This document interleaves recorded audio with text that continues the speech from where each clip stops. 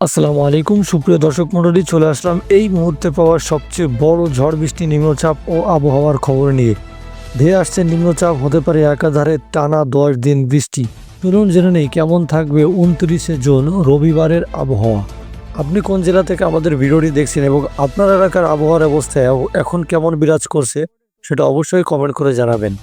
আগামীকাল সকাল 9টার মধ্যে উত্তর পশ্চিম বঙ্গোপসাগর ও তৎসংলগ্ন এলাকায় একটি লঘুচাপ সৃষ্টি হতে পারে বলে জানিয়েছে বাংলাদেশ আবহাওয়া অধিদপ্তর।